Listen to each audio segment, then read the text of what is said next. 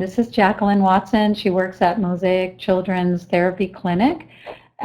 She does OT work there. And Jacqueline, if you just want to share with us what you've been seeing, you've been using this work now for over a year, right?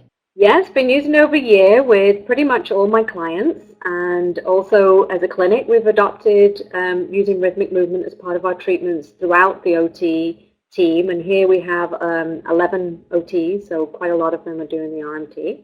Quite a lot of people have done the advanced training too, and then some are just beginning their experiences with RMT 1 and 2. So we have different levels of experiences and different levels of kind of clinical management of the program. But we have definitely embraced it, and we've definitely seen a lot of improvements in our kiddos that we didn't see so fast before. That the rhythmic movement actually is hitting some skills that are really carrying over into the community. So kids aren't car sick anymore. Kids don't have as many balance and gravitational insecurities as issues that they did have before. And it seems to be going away in a matter of weeks as opposed to a matter of months. I have a couple of real cuties that I've been working with. It tends to work really effectively on those kids that nothing else really has worked for. So I have one kiddo that I was working for probably about 9 months, and at the start of every session we would do our rhythmic movement exercises, and we would start with neural chassis, and then we would maybe work on one or two of the other reflex integration movements that we wanted to work with, as well as activities. And he's a little guy, has cerebral palsy as well as sensory processing disorder. He was coming in once a week, and his nanny was doing the movements at home. So he was getting them pretty much on a daily basis. He went from being a child who couldn't take a foot off the floor without crying and screaming and grabbing hold of you, to now he's a child that's running around, he's playing football, he's jumping off the top of his little play sets, he's hiking, he's doing a whole bunch of things that he was so afraid to do before. His general sassiness and confidence has changed, and it's been a remarkable kind of journey for him.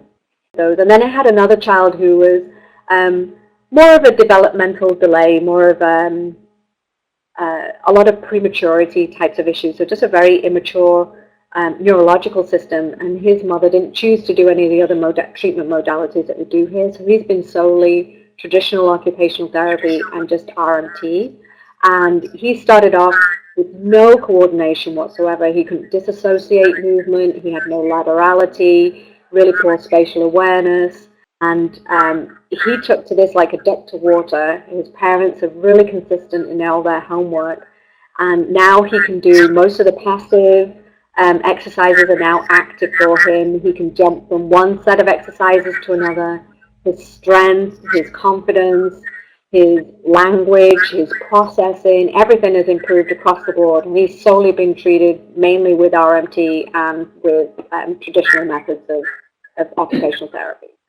I would just highly recommend this as a very useful technique to use, because you don't need anything. You can do it anytime, any place, anywhere. If you're creative enough, you can get the most sensitive child to participate some way. Most of them start to crave and love it, and then go on to either seek it or do it themselves, and it becomes a calming and organizing activity for them.